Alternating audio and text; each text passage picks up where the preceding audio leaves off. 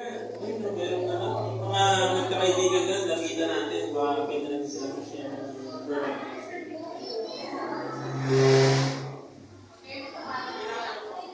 Ay po, so, magandang araw sa inyo.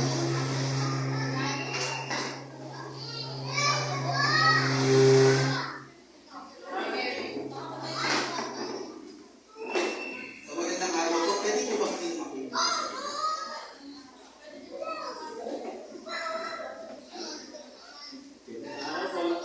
Yan, so napansin namin, nagkagantuhan kayo, pwede bang makasaya pa mo sa pintuan ko na Stranger. ako nga pala si Kuya Arthur.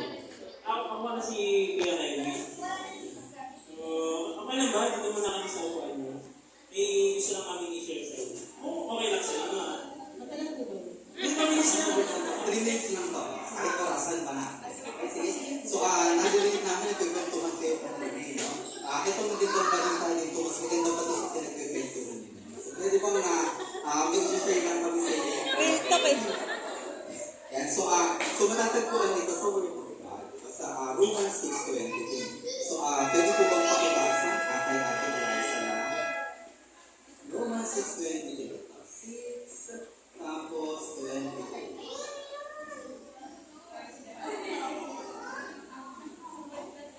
Nagbe-vape. Nagbe-vape. Awit yan.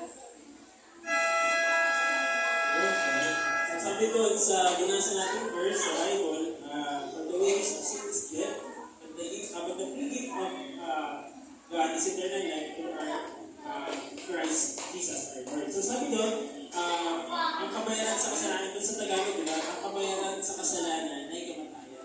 Naniniwala ba kayo na lahat tayo, wala nang pinanganak tayo, mamamatay tayo, papunta na tayo natin sa impyerno?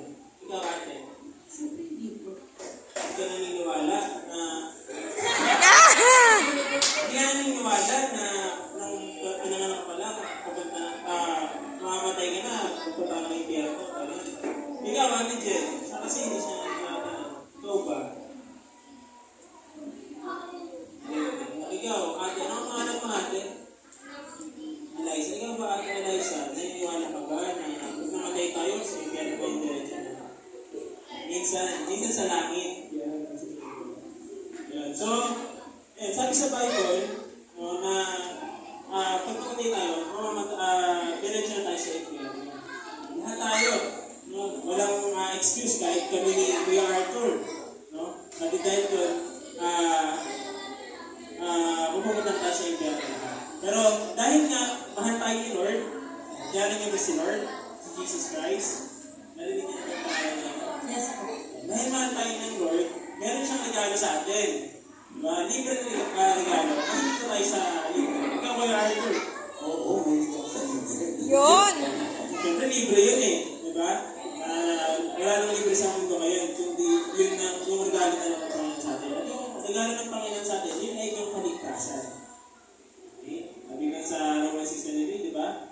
Free gift of God is eternal life. So naniniwala ba tayo sa eternal life? Or buhay na walang hanggan? Yes po.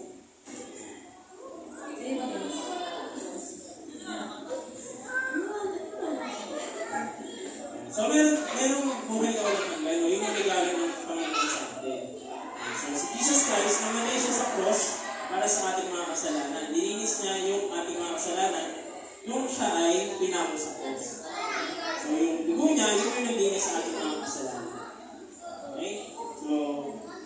So, yun yung aming nasabi sa inyo. So, tandaan natin. Di ba? So, tandaan natin yung parang acronym. Bibigay tayo ng acronym. So, EKRJ. Diba? So, yung unang K, di ba kasalanan, ginagawa tayo kasalanan. Kaya may kabayaran yung sa kasalanan na nagawa natin. Which is, dito tayo sa kasalanan. Nakakabang po yung nakakatayan. Di ba? Tapos yung R, regalo dito. Ibigay na regalo sa atin ng Diyos.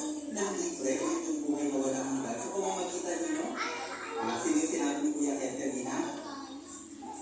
So, kung makita ni Jesus Christ. Ang gusto naman Diyos, magkaroon tayo ng personal na relasyon sa Kanya at tanggapin natin siya as our personal Lord and Savior and pinapangako ng Panginoon sa atin. So, pwede ba namin kayo ipanalangin ni Kuya Kevin sa Indeed After Us? No, ngayon, kumakatok si Jesus Christ sa ating mga puso